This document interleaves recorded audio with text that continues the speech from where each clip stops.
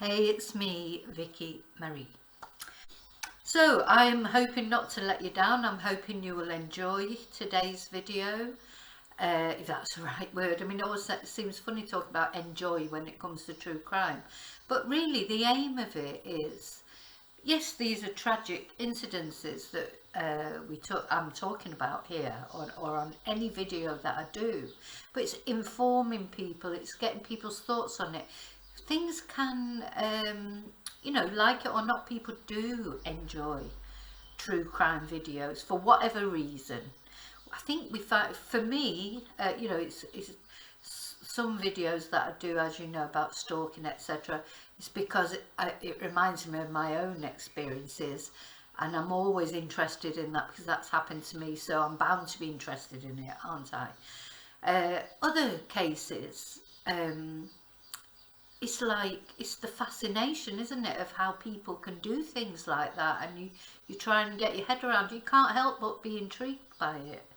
Doesn't mean anything bad about you, it's just that you're interested in how we have this sort of, it's like when you drive past a car accident or whatever, you don't want to look but you almost can't help it.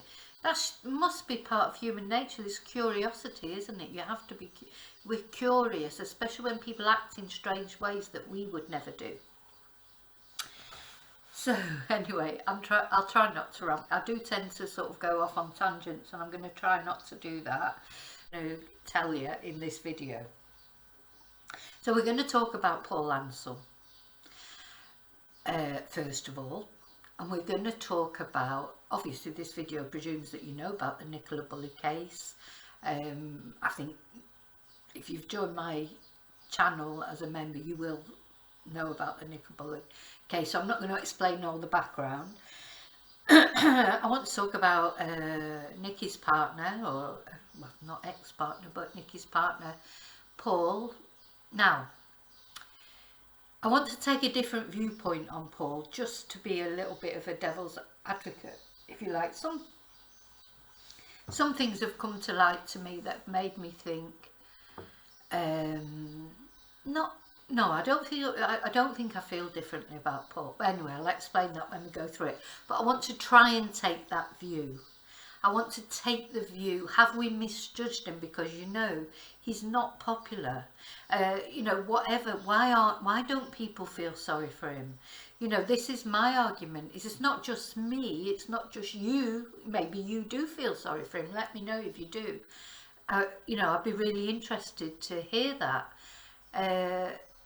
It's probably 90% of people that know about this case feel that Paul is not perhaps treated Nicola very well. If he's not actually, you know, committed physical harm on her and done anything to her, because we still don't know what really happened to Nicola. We still haven't been told, you know, because we've got to wait till June for the inquest.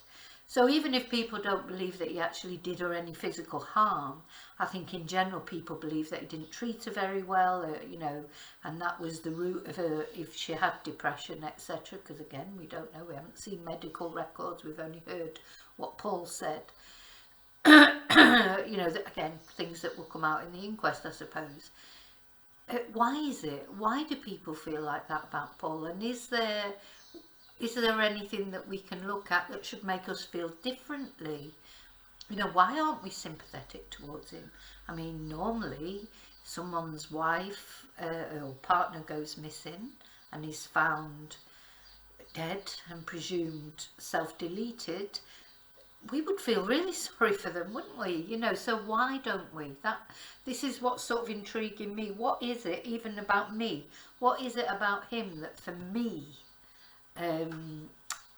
makes me feel like that? And I'm trying to look at it from a different point of view. So that's something I'm going to be looking at. I'm going to be looking at the reasons why we do feel like that. Another thing I want to look at, because it's something that comes up often, is this thing about his cousin, Mark Ansell, from Blackpool, who's in prison for drug-related offences.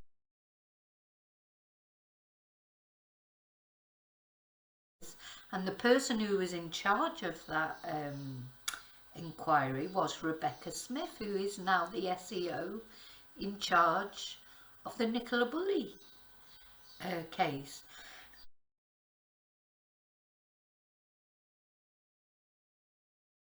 I mean, is there any connection there, or is it just a random coincidence? You know, it seems strange, doesn't it, that if Mark was actually, you know, if Rebecca was the head of that inquiry that put Mark away in prison for drugs offences and several other people, and then there's one of the other people was called Rothwell, which surname Rothwell, which is why people talk about Jason Rothwell, the medium who found found Nicola's body, about them being connected. I mean, are they, you know, or are these just coincidences? I personally don't think Jason is connected in any way. I think Jason is a medium and is as genuine as any medium can be. I do believe some mediums are genuine, but then I don't know. This, I'm just going by my impressions. What do you think, or what do you know? Maybe you know something. So we'll be looking at a little bit at that, some photos, etc. I want to show you some photos that you may not have seen before of Paul, and think about his, you know, he's back on Facebook now. Did he, is there something between him and Emma? There's this Emma White thing, isn't there, that she just inserts herself in everything, and she's always talking about Paul. I mean, is it? So we'll be talking about that. And then the last thing we'll be talking about towards the end of the video is I want to show you a couple of pictures of Nicola that maybe you've not seen before. I want to talk about a theory that I read recently, and it's sort of blown my mind a little bit, but and is it possible? I want to talk about this theory of maybe what would happen to Nicola, and if it's possible, and that'll be what I'll be talking about at the end. So basically that's the nuts and bolts of this video, how it's going to be. What I want to say before I start is, I think the whole problem with this case for me is, I can't see how any of these things can have happened. So, you know, the sort of theory that Nicola, well, any of them, that she fell into the river, or that she, or if Paul did do some harm to her, and the theory that I'm going to blow your mind with at the end, I can't see how any of them can have happened. This is the problem. You know, all of them, when I think, if Paul had done something to Nicola, how did he do it? How was the stage set? Where's the CCTV? There must have been some CCTV from that morning. Are the police withholding it? The only CCTV we've seen from that morning is of the other dog walkers. We have seen some of the other dog walkers who were asked to be interviewed. That we haven't seen Nicola on the field at all. It's all right them saying the CCTV wasn't working, but it was working well enough to take pictures of these dog walkers. So why is there nothing about Nicola? Of course, we've seen the CCTV from outside the house of them driving off that morning, and then there's lots of conjecture. Was it her? Oh, I mean, you know, I can't even go there with that CCTV because I don't know enough about CCTV. I've seen what people have said, that it was Emma, and maybe it was, but I do believe that surely the police will be investigating that, surely. I don't know, but anyway, so yeah, but whichever theory you assume happened to Nicola, whether it was foul play, the S word, self-deletion, or just a tragic accident, I can't see how any of them happened. So, but obviously something happened. You know, something happened. Paul said that. Something happened. But you can't make any of it fit. Every time you think of a theory, then you think, well, then why was this? Or why was the phone on the bench? Or why was... you know, there's all the... Why, if she was going to do that, why had she made a play date? you know, and things like that. So there's so many connotations. But anyway, let's get on with it. So let's start. I want to start with Paul, or Paulie, as he likes to call himself.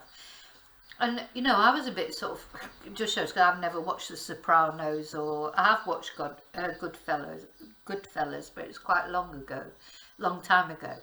Because I was thinking, why is he calling himself Paulie? But you know, to me it just seemed childish. But now people have said to me and reminded me about the characters in The Sopranos, etc., and Goodfellas.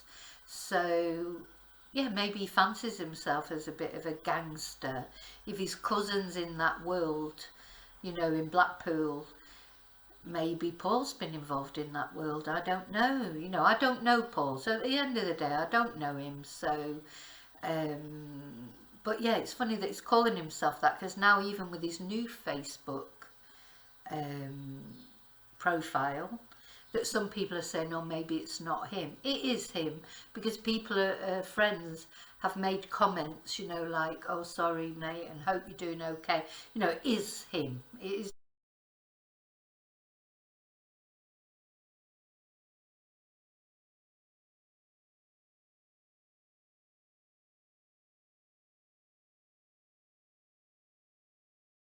Definitely his Facebook. So yeah, that to me just strikes me funny that he calls himself after a gangster, if that's where it's from. But that's what he does. So he's come back on Facebook, hasn't he? With this very poignant photo of him sat on one, is it a swing, is that or not? And then nobody on the other side, like, again, I don't know, it's just a bit set up, isn't it? It's a bit contrived. What do you think? What do you think about that? We'll talk about that later in the live stream. What do you think about that picture? And why has he gone back on Facebook? Why is it so important for him to go back on Facebook? He was complaining about attention like he was at the police conference. Why has he gone back on Facebook? Anyway, let's go back to the beginning of when Nicola went missing and how everyone started to doubt Paul. Because I think in the beginning, probably everybody was sympathetic. What happened, of course, was he gave that first Sky News interview where he smiled and laughed and said, well, we don't know, do we? You know, when he made that comment and smiled, well, we don't have anything else, do we? And then the Sky reporter reminded him that yes, we have hope.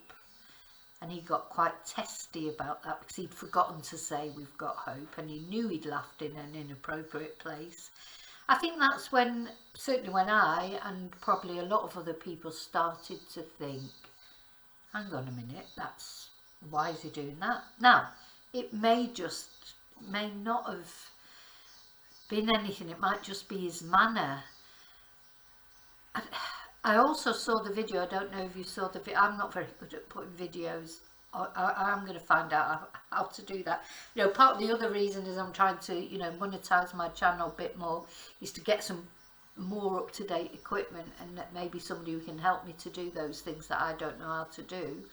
The Sky reporter, you know, as we were preparing for the interview, he said, oh, you know, just say something, blah de blah de blah, and he sort of went, yeah, I'm Paul, like, you know, I don't know, it's the way he said it, it was strange. The whole thing's strange that he even wanted to do that interview, and of course he had the big woolly hat on. It looked like he might have a bruise. Did he have a bruise? So much conjecture about it all. It was a week later, so it's like he'd not come out and said anything before that, because of course Emma had been doing all the talking before that. Yeah, so I think that's what started us all off, wasn't it? Thinking there's something just not right here, but for me anyway. So what I'm trying to think now is an opposite, you know, for the purpose of this video, and I'm trying to look on it in a different way. Maybe he was just nervous, Maybe just, you know, people don't always react as you think they will. You know, I have seen some documentaries about people who, you know,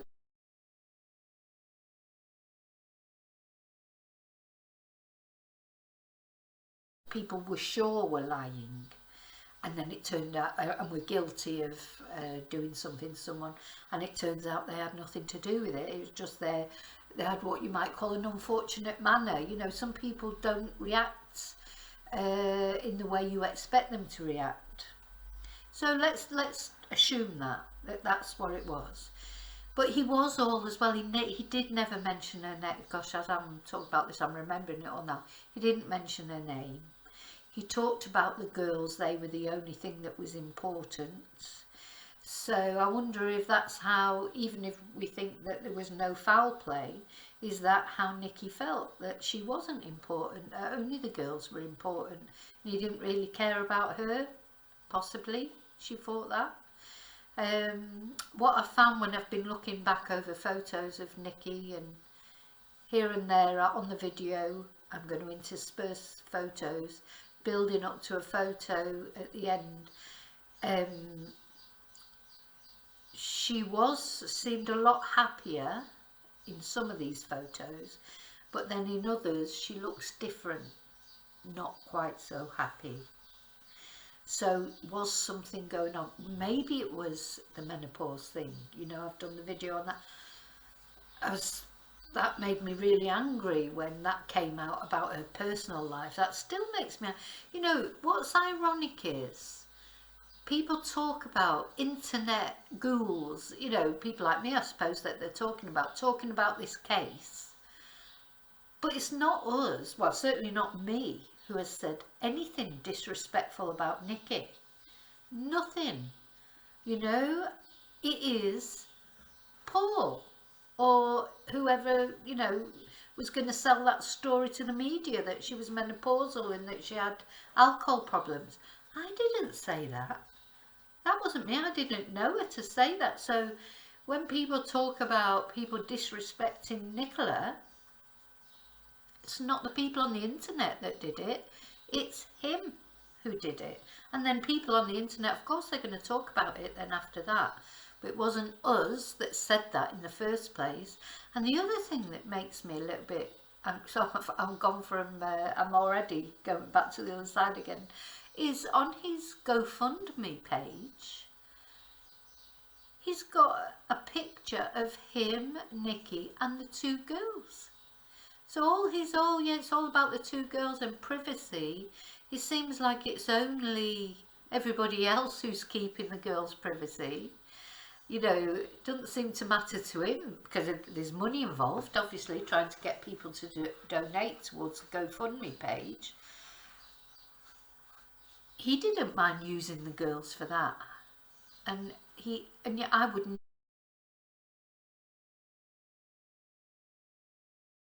Never. You know, I accidentally put a picture of the girls on, and somebody reminded me on a post, not on a video. I was just trying to show the GoFundMe amount that they'd reached, and it just totally didn't occur to me because it's in public knowledge. And I then removed it immediately when someone said to me mentioned it, and they were right. You know, I should never have. And that is it. Apart from that, I've never put a picture of the girls. And most people haven't, I think, you know, certainly a lot of the channels that I've watched about it, only he's done that. So what is it? I know they're his daughters. Does that mean it's okay for him to use them for money then, but not for everybody else? But for him, it's okay. Now, I want to talk about the GoFundMe page because the other thing that intrigues me is why aren't people donating to it? You know, it's been stuck on about 38,000 now for quite a long time. I think this just shows how people feel that there's something in this case. As I say, it might not be foul play, it might just be, you know, that in some way Paul Ansell has driven, I mean, you can't really drive, well, I say you can't drive someone, at the end of the day, if somebody wants to do, if Nicola has self-deleted and she wanted to do it, you can't blame anybody else. You know, it's something she did, but then I don't know the whole background, so let's see, you know, I don't know what's happened before that, but I'm not saying that he's responsible if she's done that, because he wouldn't be. That would be her choice that she's made for whatever reason. But yeah, so this GoFundMe page, people aren't donating. There was a bit of a flurry in the beginning, got up to about £38,000, which is a good amount of money. I'm not saying it isn't, but it hasn't progressed from that. Do you think people are waiting to hear the result of the inquest? Because normally people in big profile cases like these, like Madeleine McCann, I mean, they did, you know, anyway, I don't want to talk about them. People are normally quite generous, aren't they? You know, they normally donate quite a lot of money. It seems strange to me that it's sort of stuck on this. It feels to me like people are waiting to see what's going to happen. Maybe then, if at the inquest, that, you know, depending on what comes out, it may be that it will grow again. What do you think? Yeah, okay, so that was that. So yeah, so he made that interview. He then sent the voice note to Sky News, which was a very strange thing. It was almost like he was trying to redeem himself, where he talks about hope and he can't put the children to bed again. But it was a weird thing to say, because at the end of the day, he had to put the children to bed again without any news. There's no point saying he can't do it. He had to do it because there was no news. Then, of course, he did the interview with Dan Walker for Channel 4, and I've been through that, talked about that in other videos. Everybody's sort of analysed that. Now, at the end of the day, he must have known that that was going to happen. I mean, it struck me as strange that the police didn't want to participate in that documentary at all. By then, I feel like they had distanced themselves a little bit from Paul. But again, I don't know. Anyway, he went on the documentary. He spoke. Dan makes a comment at the beginning that he wasn't sure how long it was going to be, but he actually apparently spoke for over an hour and a half. You know, so he was happy to sit there and talk. He wasn't dragged into it. He was happy to sit there and talk about it. Of course, it was done in Emma's house. Emma was definitely there because he kept looking over to her and referring to her. So again, Emma's in there controlling everything. And I think that interview backfired on him a little bit, but didn't he realise that that was going to happen? I mean, whether he got paid for it, I don't know, because I still don't really understand the motives of why he did that video. I think he may have got paid for it, because obviously then everybody's there checking the body language, etc., this, that and the other. That was always going to happen, wasn't it? He must have known, mustn't he, that that was going to happen. Of course, then time went on. What did he do after that? I don't think he did any other interviews after that, did he? Then we had the last push, because of course Emma was still, you know, out and about doing all these interviews. And did you see the interview? Have you seen on one of my videos? I think it was the Easter egg one, was it? Or no, maybe not. One later on. The first interview she did, where she had the hat pulled down and she's like covering, you know, almost trying to hide her identity. And then after that, it was, you know, eyelashes on, and every interview, and after that was completely different. Then there was the last push, which they said she was doing this appeal. That was a last push, but how did she know that very weekend, that was when Nicola's body was going to be found? Because it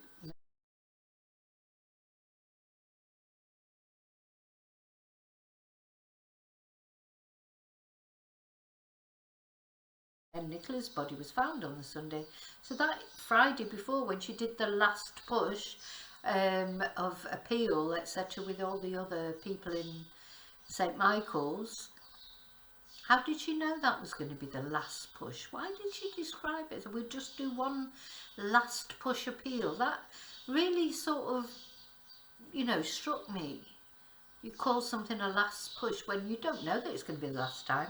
Surely they would have been there the following Friday if Nicola's body hadn't been found. They had no reason to think that she would be found, because Peter Falding had said there was there was definitely nothing in the river. So, you know, strange. So these are all strange things, aren't they, that will we ever get an answer to? You know, and people might say, well, it's nothing to do with us. Well, it is, because we've been invested into this case. We were asked to help with this case right up to when Nicola's body was identified. Then after that it was like, right, nobody talk about it, nobody say anything. You know, that isn't going to happen. You can't just cut things off like that. So then Nicola's body was found. Oh, then the next thing, of course, is the police statement that he released. I mean, what did you think of that? Now, he didn't actually say this, so we've not seen him speak in person since the Dan Walker interview. So maybe he realised after that, because of some of the things that came out after that, maybe he realised that maybe he's just not good at being interviewed. As I say, maybe he has got this unfortunate manner that comes over. If we look at on a positive side, maybe that is just the way it is. You know, all those little smirks and things, maybe they weren't duping delight. Maybe that's just him. We'll see. Anyway, so then poor Nicola's body was found. It was identified. The police had a press conference and released a statement from the family, which I do think came from Paul. Now, I've never seen Nicola's family, as in her mum, dad and sister, speaking alongside Paul.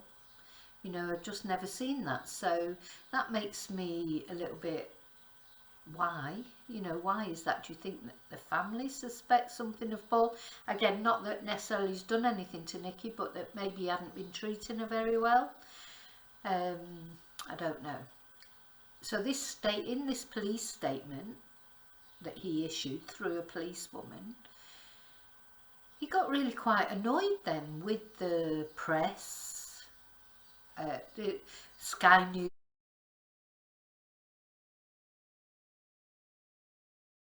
who he had rang Sky News and left a voice note for Sky News. They hadn't rang him, he had rung them and left a voice note. They had messaged him on the day of Nicola's body being found, because obviously they had been in contact with him, and they're bound to message him and say, oh, sorry to hear that, you know, how are you feeling, have you got anything to say? I don't think there's anything, you know. And if he then just said, oh no, please leave me alone, then fair enough if they still carried on.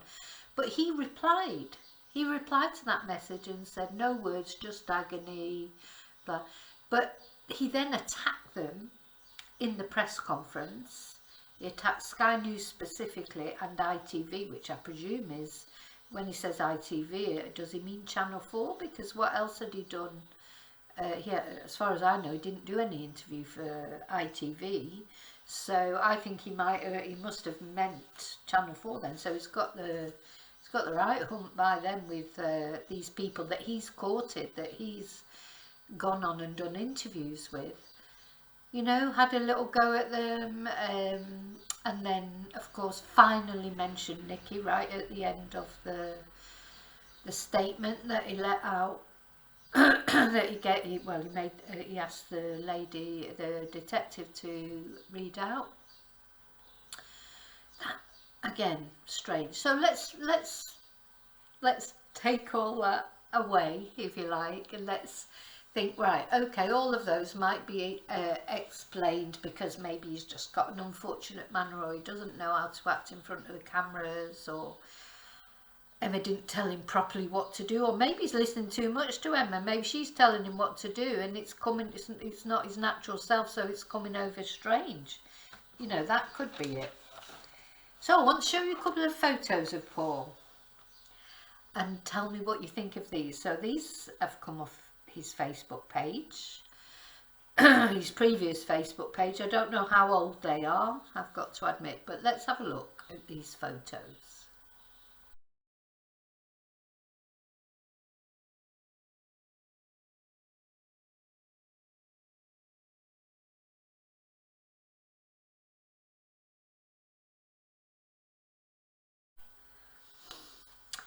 So, what did you think of them?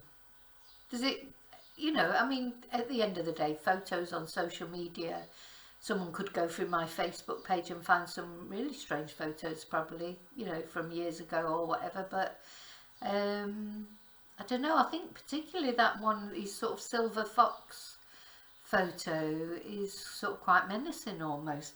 Well, of course, by the time he came to interviews and that, he'd had the hair dye and the, I don't know, it looks like, you know, he's had Botox or whatever, which is fair enough. If people want to have Botox, it's quite common now, isn't it? But he made sure he always looked perfect, didn't he? You know, I've watched a lot of videos of other parents, if you like, of missing people, or of missing partners, of genuine, you know, of missing partners or murdered partners.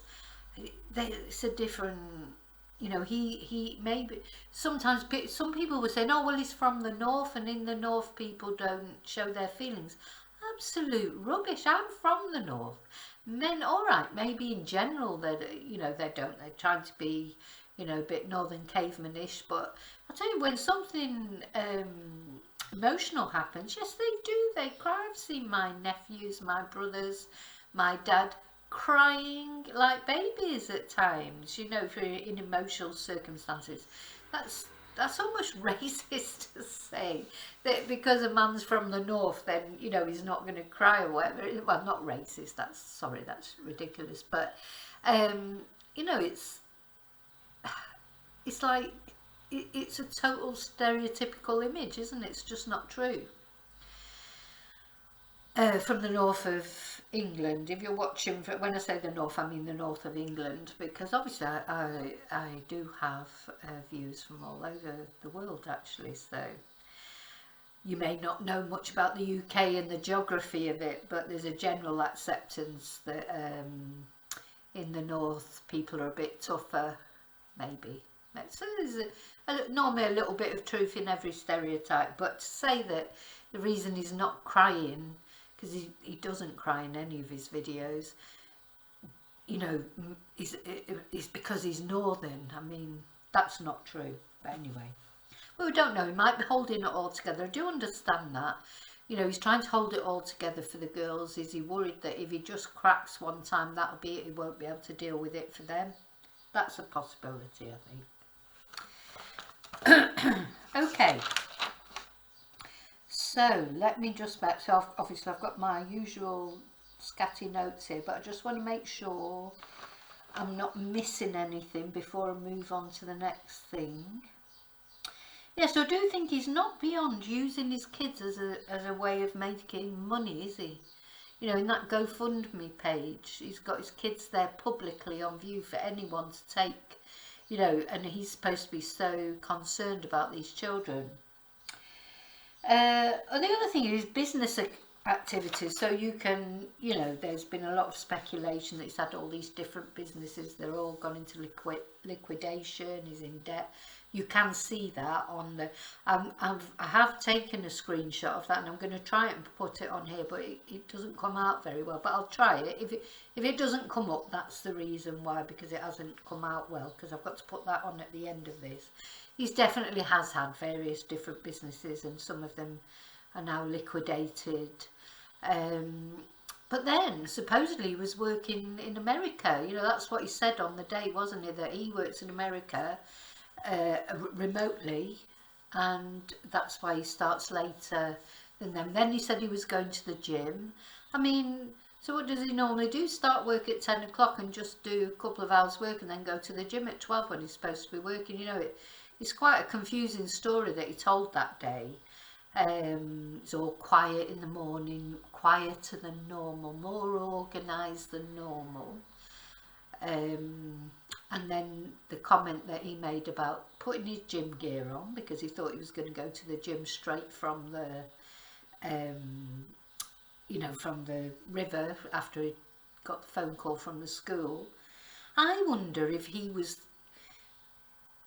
idea was, if it was foul play, because I still don't know how he did it. If it was foul play, how did he do it? Unless she was in the boot of his car when he actually turned up at the river, that's the only thing I can think of, because I would presume the police went to their house. She could have been in the boot of the car. Something could have happened that morning. Now I wonder if he put his gym gear on because he was going to go to the gym. Maybe it all happened a bit too quick for him. You know, that he didn't have the time to do the things he was going to do, go to the gym for his alibi. You know, it won't be the first time that husbands have gone to the gym as an alibi and then come back and said the wife was dead or disappeared or whatever. So if we're looking at that scenario, that's a possibility. I'm not saying that happened, I really am not, but then you have to think, well, how would you do that? This is the problem for me in this case, whatever. So if you think she slipped into the river, I don't see how that could have happened. If you think she self-deleted herself by jumping into the river, I don't see that river didn't look like the sort of place that you, from the bank there, you would think, oh, if you're going to do something like that, oh, that's where I'll do it. And at the end, I'll be talking about the other theory that now is in my head, but I still can't see how it happened. But anyway, that's what I'm going to talk about at the end. So, I think basically what I've realised so far is trying to talk about this and give Paul the benefit of the doubt. I seem to have confirmed everything that I thought, but you know, I do, this part of me, I do feel guilty, and I think, well, what if he is genuinely heartbroken, and you know, and every time I feel like that, I have to go back and watch these videos again, and the reasons why I felt like that in the first place, because of course as time goes on and we're not seeing seeing him in any way, you can start to sort of forget those things and think, oh, well, maybe I'm doing him an injustice. You know, it's possible. So let's look at, I don't know much about this case, but you know, about his cousin that has been, well, he's in prison for, gosh, I've lost my notes now. He's in prison for drugs offences. Is it his cousin? Initially people were saying, oh, it's his brother. Apparently Paul himself went onto a true, you know, on some sort of live stream and said, no, it's not. He denied it. That's the other thing about Paul. Sorry, it just reminded me of something else, because you know he sent that CCTV to a true crime channel. Why did he do that? So is he watching all these? Is he watching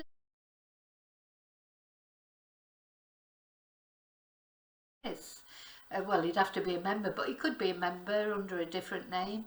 But why is he doing that? I don't know.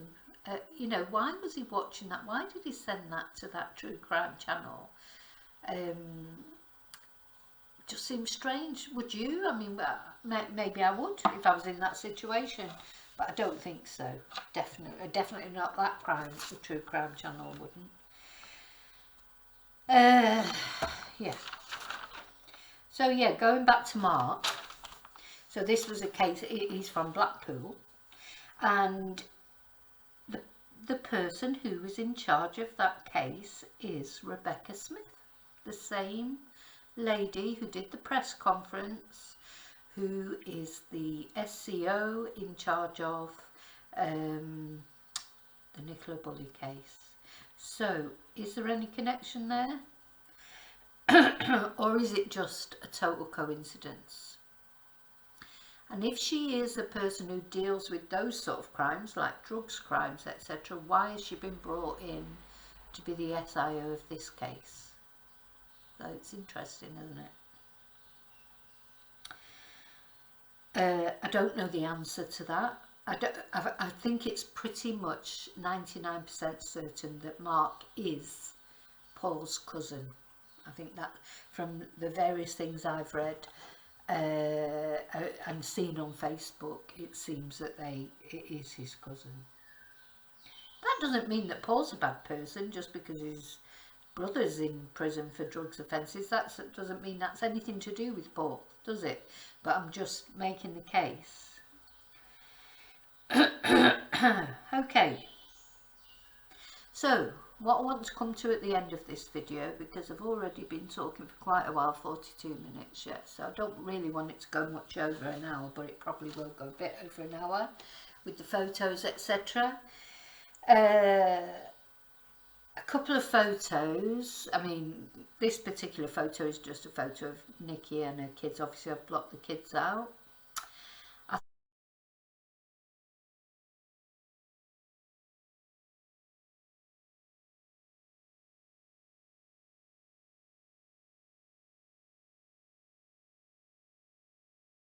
think on that photo you can see that was Nicola, because of the shape of her legs, etc. You can see that was Nicola that morning on the CCTV.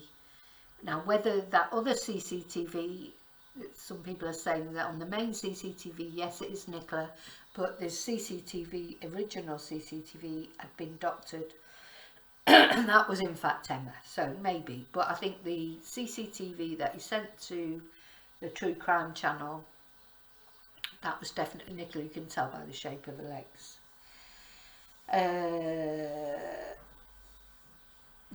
This is the other photo that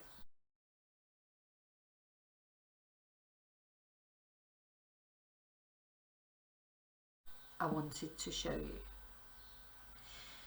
Now, on this photo, it's the first photo. I mean, it's a beautiful photo, you know, with the lamb and everything, and it's lovely. But Nicola doesn't look happy on that photo, does she? Now, I don't know when that photo was taken, unfortunately. So I don't know if it's before all the other lovely photos of her on her birthday and that I've shown you earlier and out, you know, looking perfect and everything. But I think on this photo, it's not about whether she looks attractive or not, it's about her eyes. If you look in her eyes, she doesn't look happy. She doesn't look happy, I've got to say. Now, I don't know the reasons for that. But to me, that photo, that's the first real time. There's one other photo which I will put on.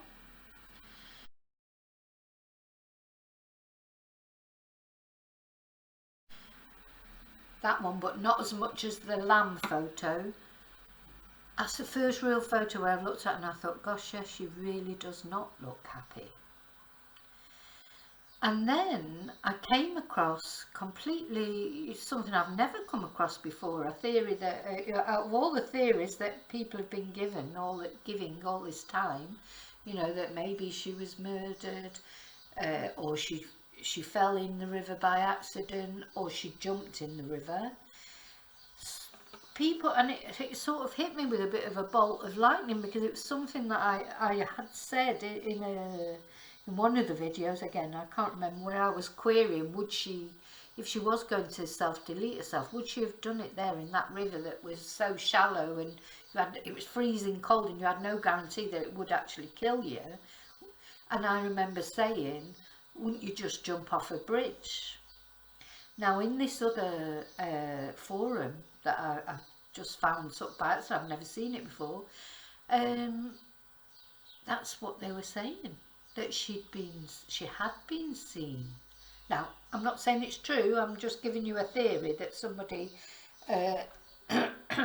somebody said that she had been seen on the bridge, that in fact how she entered the water was by throwing herself off the bridge. Now, I don't know enough about the geography of that place. Could you do that? Was the bridge over the river?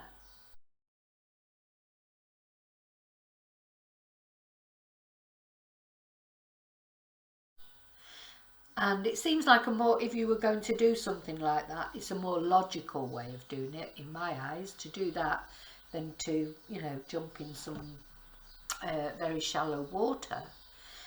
And the other thing, now these people were saying there was CCTV of that, but it's not been released by the police.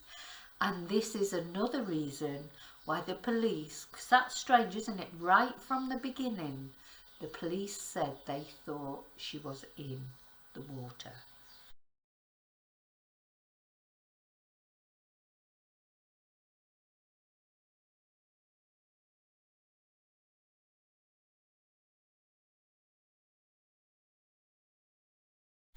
Why were they so convinced that she was in the water? Why? You know, this is, again, hopefully it'll come up at the inquest. You know, well, they said it was their working hypothesis. Rebecca went on the TV, didn't she, to say we did have other, you know, it was our main working hypothesis.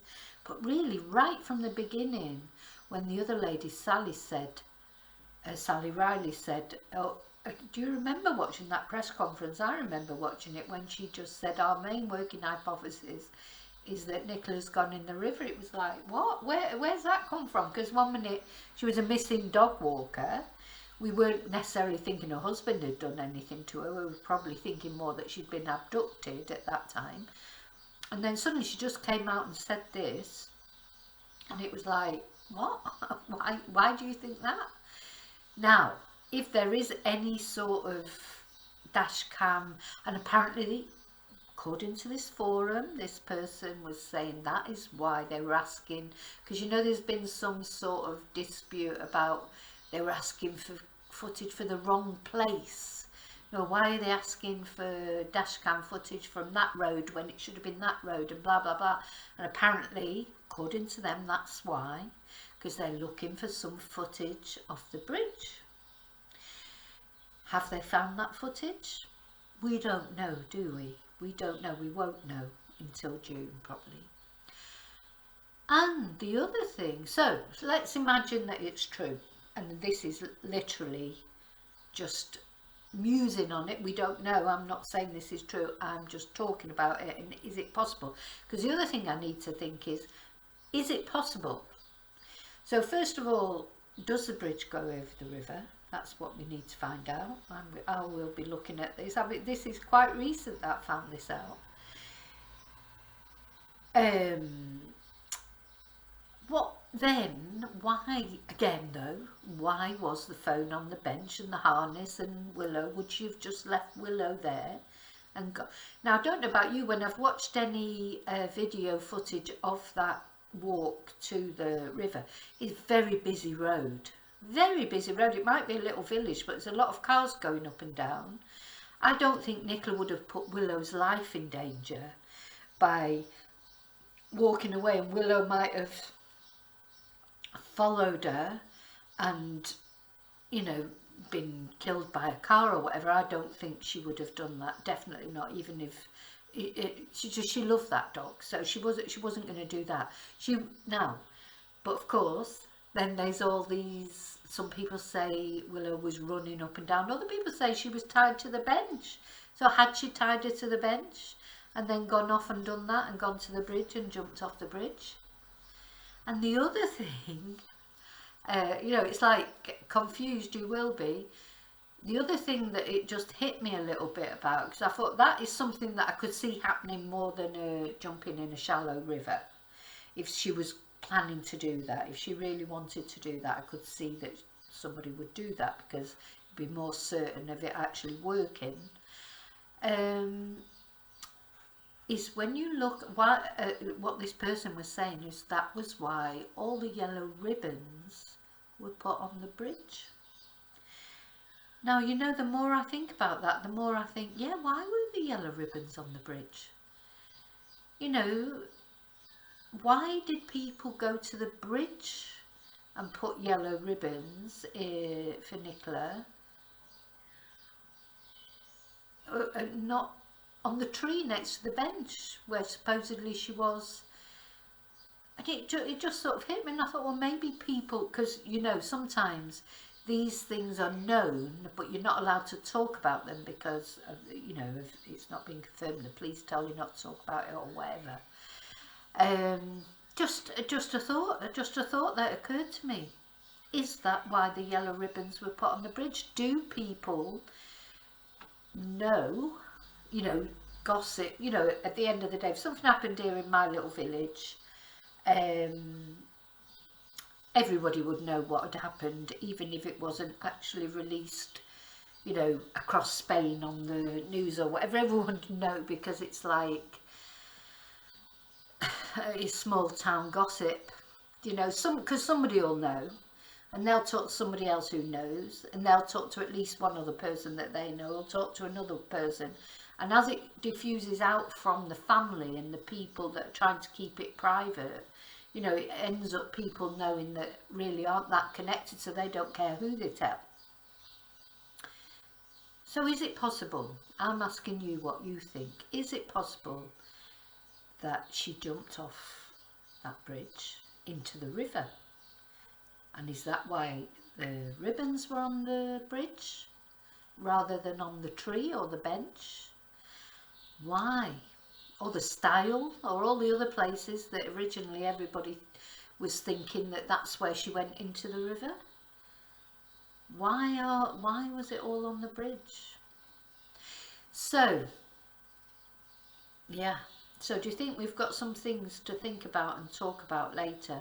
And that photo, that lovely photo of Nikki with the lamp up there, I really do think she doesn't look happy.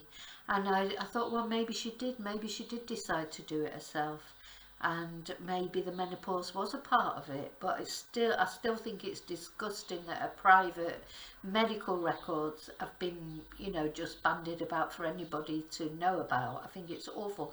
And bear in mind that when they released those details about her, she was still missing. And that was my argument at the time, is if I went missing because I was depressed over the menopause, and I had an alcohol problem, and then the next minute, as I'm hiding away, but maybe I'm thinking, oh, maybe it's time to go back now, you know, I'm feeling a bit better, and then suddenly it's all over the TV that I've got an alcohol problem and I'm going through the menopause, that would make me go off and, you know, that if that didn't make you go off and do something to yourself, what would you, knowing that the whole world knows your business like that?